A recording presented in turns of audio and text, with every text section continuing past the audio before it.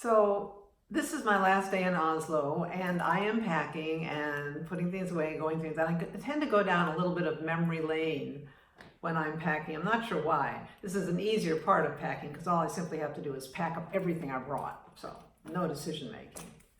But I was thinking, I was packing away. I'm wearing a periwinkle colored bra. I don't wear it often, but I have it with me, and here it is. And I was thinking about the time I had a skin-tight dress that I wanted to get into for this wedding. It was like 5 years ago. And I was thinking about the solution of it. My name is Ruth.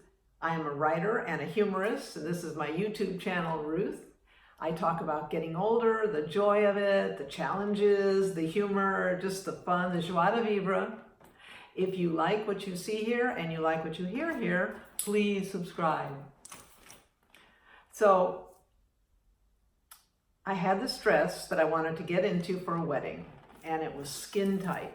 And it was at a time when skin tight and me were not friends. I was sitting in a car wash one day, and I was wearing flip-flops and my boyfriend jeans, and and this woman comes in, and she's perfectly dressed for morning at the car wash. Probably had a white Mercedes, needs to be washed every day. I have no idea. It's Newport Beach. But she was wearing this skin-tight dress, and there wasn't a line of lingerie, of underpants or stockings or anything, bra, nothing showed at all. It was an impossible feat. And it was exactly what I wanted to look like at this wedding in my dress. So I swallowed my pride. I got up, I walked up to her and I said, "Excuse me." She turned. I said, your dress is perfect on you. You don't show a line or anything. And I'm just wondering, I have a dress that I want to wear to a wedding. I want to look just like you in that dress. How did you do it? And she looked at me and she said, one word that forever changed my life. She said, Spanx.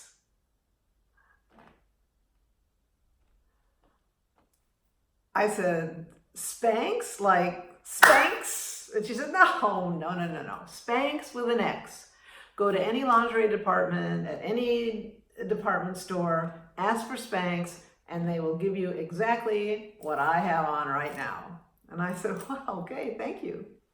The next day I was having breakfast with my girlfriends, and I said to them, guess what I've heard of?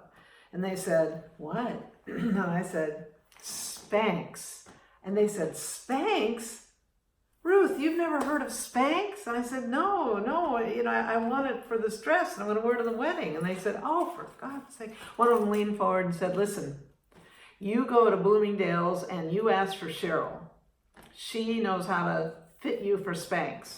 Another one said, no. Go to Saks and ask for Loretta. She knows what to do.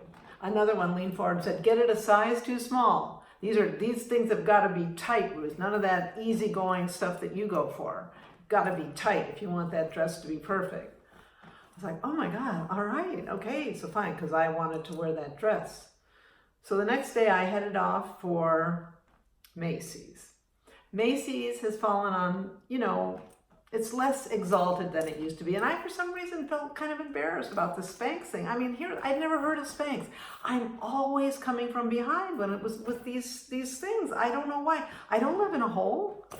I've lived a lot of places. I remember those go-go boots. I didn't break down and get a pair of go-go boots until the fad was done. Anyway, I go into the lingerie department at Macy's, which is down in their basement. Not a nice one, and I was thinking, I wonder if I'll need to ask somebody about it. I mean, it's sort of like this. I don't know what I was picturing. But suddenly there on a back wall with a pretty big sign was the word Spanx. So I went up to it, sort of hoping no one would see me. I was embarrassed about it. And what was hanging on the walls were glorified girdles. Now, I don't know what I was expecting. What did I think? A little delicate piece of lace was going to clamp me in so I could fit into that dress? Suddenly there was a saleswoman standing there, taller than me. And I looked at her. I don't like saleswomen. I like to shop on my own, leave me alone. I know what I want. But in this case, I could see it in her face. She was looking at me and she was thinking, you're one of those women who thinks you know it all. You don't need any help, but I'm going to ask you anyway. So she said, would you like some help? And what to my brain was, are you a man or a mouse? Do you want to get into that dress or not? You know, and I said, yes, I need some help. I have this skin-tight dress I want to get into for a wedding. And my friends told me to get a Spanx. And she said, well, they told you right. Did you bring the dress?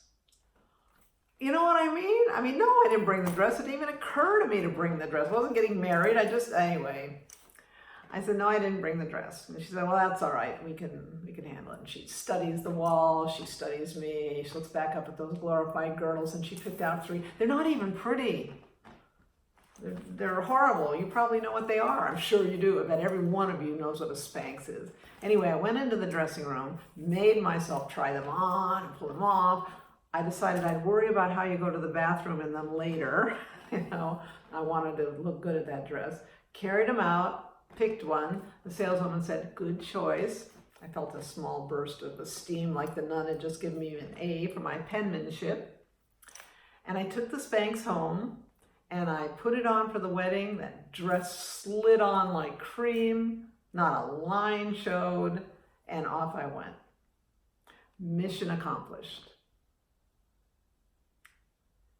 But it was something about those girdles. I don't know. I know I am all for keeping up. I'm all for, you know, looking as good as you possibly can and as good as you want to look as you get older. At no time, give it up. You know, whenever I see an elderly woman totally put together, I love her.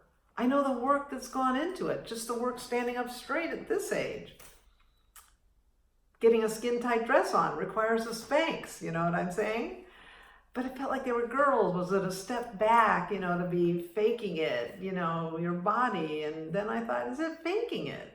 It's not faking it. It was time for me to, you know, embrace every aspect that helps one look better that isn't necessarily what I want to use.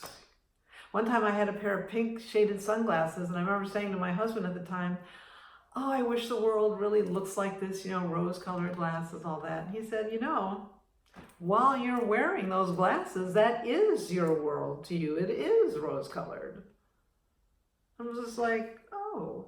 So the thing about this Spanx thing, along with my look as good as you want to look and do anything that it takes, you know, that won't hurt anybody else and all the rest of that. Spanx is good, or is it Spanx are good? I was kind of annoyed by that X at first, but now I think it's darn cute. I mean, what a marketing ploy. I don't personally have my Spanx anymore. I'm not sure where it went, but I don't have it, and I sure don't have it on this trip. I have my periwinkle blue bra, though. that word's another word, like the X at the end of Spanx. I think periwinkle's a funny word. But anyway, yeah, I'm just remembering that. And so keep up the good work. And for everyone who knows more about whatever the next thing is that I haven't caught up to, you know, write it down for me, you know, add a comment and say, hey, Ruth, have you heard of such and such? You know, that's going to make your butt get up higher without having it to be a girdle, you know, without having to do squats. The easy way out. Anyway, I've got to go pack now. It's a sunny day here in Oslo. I'm going to be sorry to leave. I love this city, I'll tell you. Have a good day.